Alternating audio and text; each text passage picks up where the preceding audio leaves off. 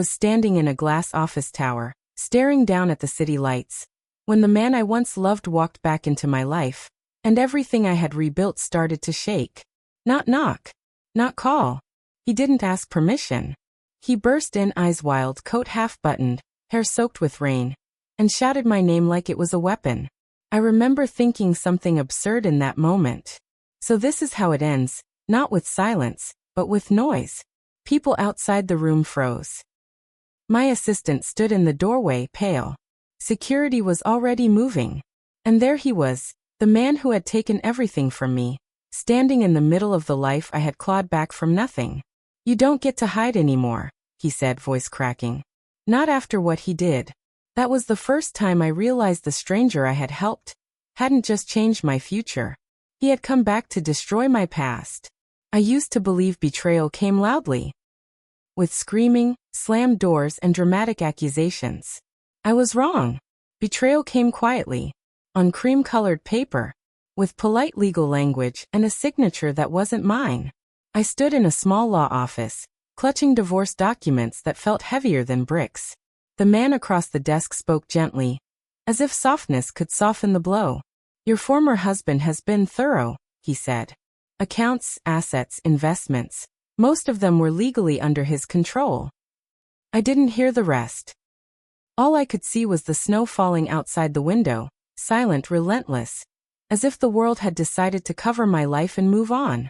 After nearly 3 decades of marriage, I was starting again with nothing. Not almost nothing. Nothing. I had spent years believing we were partners. Turns out, I was just the passenger, and he had chosen when to crash the car. Her name used to taste sour in my mouth. The woman he left me for wasn't some mysterious stranger. She had smiled at me once, at a company dinner, complimented my dress, told me I looked radiant. I'd thanked her. I even liked her. That was the part that hurt most, not that he cheated, but that I had trusted both of them. When my lawyer said, "You'll have a short window to collect personal belongings," I almost laughed. After decades together, my life had been reduced to a countdown. Friends suddenly became busy. Messages went unanswered. And in a town where everyone knew everyone, I became the woman people whispered about in supermarkets. He arrived dressed in clothes I didn't recognize, sharper, newer, younger. Funny how betrayal has a wardrobe.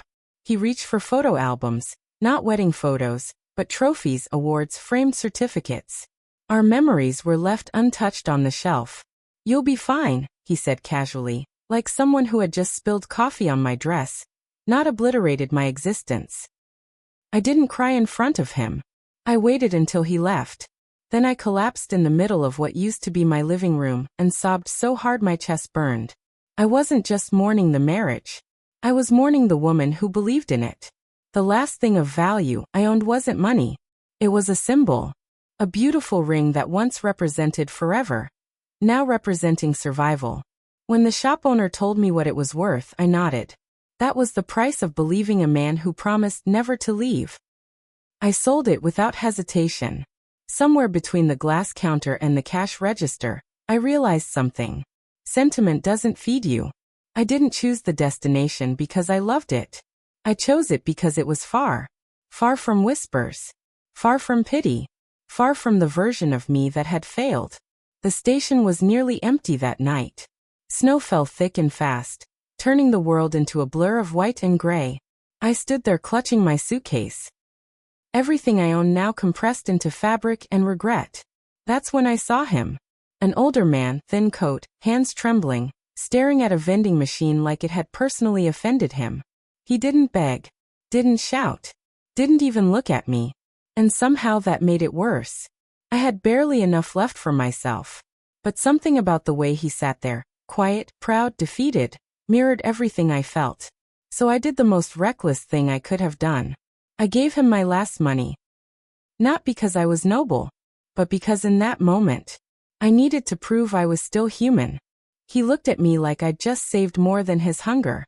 I didn't know then how terrifyingly true that was. I thought that moment would disappear into the snow. A small kindness. A fleeting memory. I didn't know that stranger would return.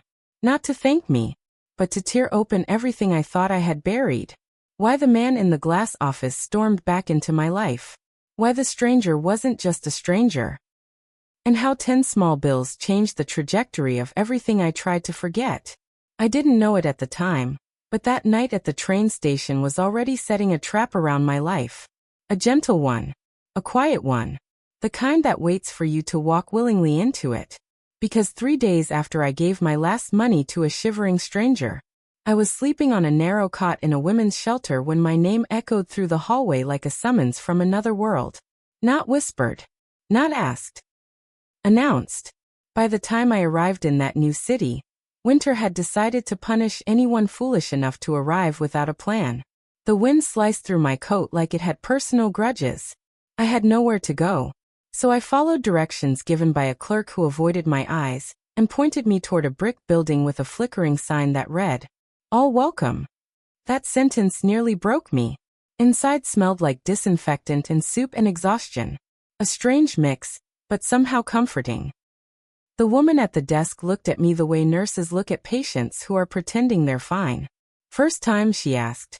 I nodded. She handed me a clipboard that felt heavier than any suitcase I carried. Name. Former address. Reason for homelessness. I stared at that last line for a long time, then wrote one word. Divorce. Shelter life strips illusions fast. You learn to recognize heartbreak in posture, not words. There was a girl barely older than 20 who smiled too much and slept too little. A woman twice my age who spoke in polite tones while quietly losing her battle with paperwork and illness. Another who whispered prayers into the dark every night, like God was on speed dial. And there was me, learning that dignity survives even when comfort doesn't. That first night I didn't sleep.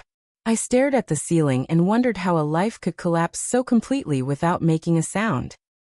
And I kept thinking about the old man at the station. Not his face. His eyes. The kind that didn't expect kindness anymore. On my third night, just as exhaustion was finally pulling me under, I heard commotion near the entrance. Whispers.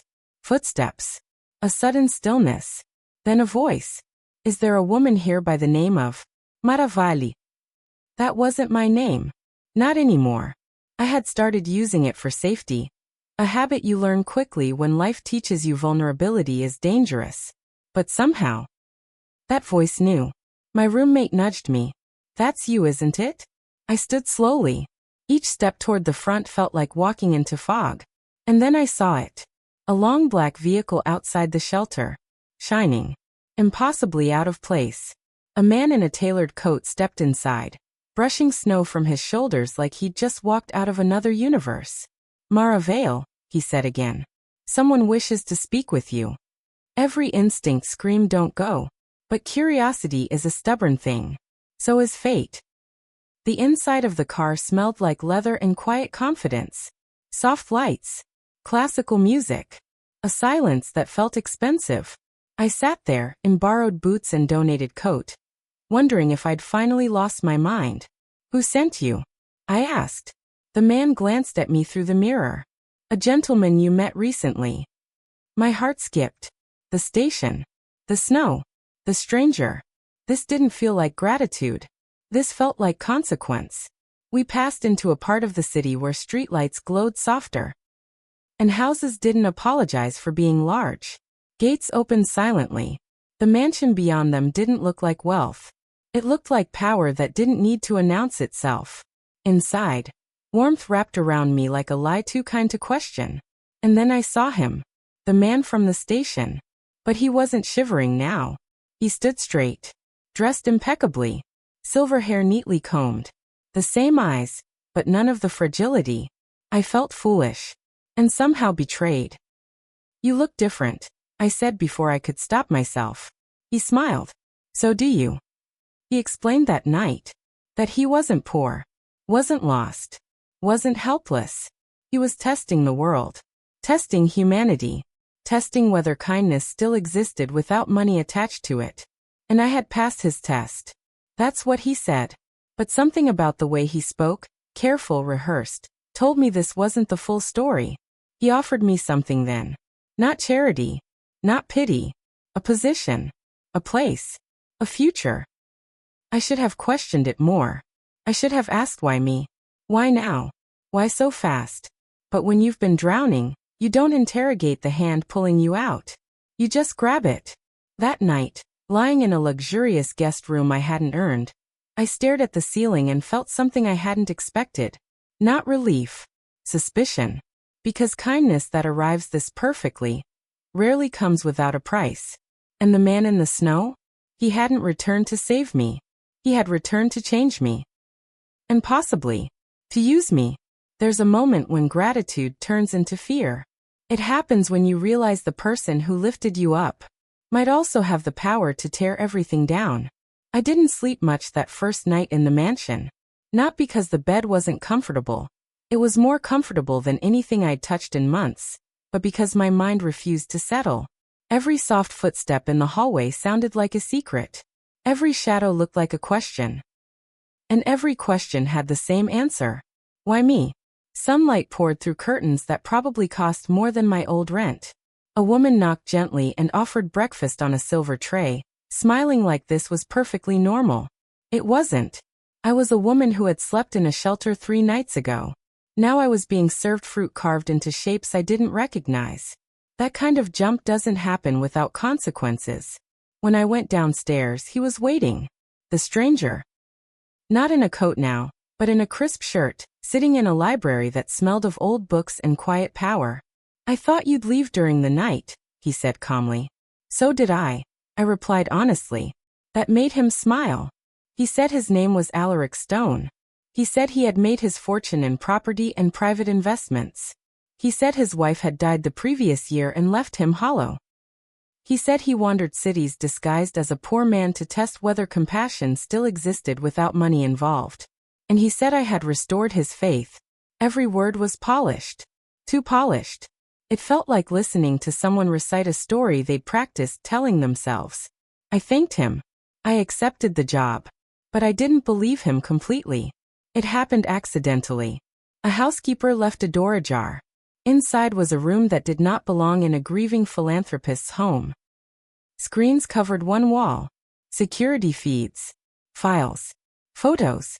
Not just of buildings, but of people. Some famous. Some ordinary. Some painfully familiar. I saw my old street. My former house. A photo of my ex-husband leaving it with a woman on his arm. And then, a photo of me. At the train station. That night. Before I had noticed him. Before I gave him money. My stomach turned cold. That's when I realized. I hadn't found him. He had found me. A week later, my old life tried to crawl back in. The man who once owned my future showed up at the foundation offices, thinner, paler, wearing confidence like a jacket 2 sizes too big. You vanished, he said accusingly, as if he hadn't pushed me into the void himself. I listened. Calm. Detached. Different. He spoke about mistakes. About regret. About second chances. But his eyes kept darting to the glass walls. As if he already knew someone was watching. I didn't understand that look then. I do now. That night, Alaric stood beside me by the windows overlooking the city. He's dangerous, he said. Not angry. Not jealous. Analytical. He already destroyed you once, he continued. Men like that don't change. They only adapt. There was something unsettling in how easily he said it. As if he didn't just know my ex, but had studied him. You've been watching him, I said quietly. He didn't deny it. You've been watching me, I added. This time, his silence was answer enough. I confronted him in the library. Showed him the photo. My photo. His expression didn't shift, which scared me more than anger would have. You were never supposed to see that yet, he said softly. Yet. That word echoed. You chose me, I said. Not because I was kind, but because I was convenient. He walked toward me slowly. I chose you because you were broken in the exact place that needed rebuilding. That didn't feel comforting. That felt calculated. My ex-husband, I said. What does he have to do with this? Alaric hesitated. Just long enough. Everything, he replied. And just like that, the man I helped in the snow stopped feeling like a blessing. He started feeling like a storm. There is a special kind of fear that arrives when two worlds you work desperately to keep apart finally collide. My former husband didn't just return to ask for forgiveness. He returned because he was being hunted. And the hunter was the man I had once fed with my last money. This time he didn't smile. He stormed into the foundation like a man running out of time, his hair unkempt, suit wrinkled, eyes darting in every direction like shadows were following him. "You have to help me," he said before he even sat down. "Not I'm sorry. Not I was wrong. Just save me." "From what?" I asked quietly. He laughed, but there was no humor in it. "From your rich savior," he whispered. That was when my spine went cold. He dropped into the chair and pressed his palms against his face. "I didn't just leave you for another woman," he said. "I left because someone was digging into my finances. My accounts. My offshore movements. Shell companies." I panicked. I stared at him. "You were laundering money?" I asked. He flinched. "Not for criminals. Not like that. Corporate structures. Loopholes. Aggressive strategies. Everyone does it." I almost laughed. Everyone.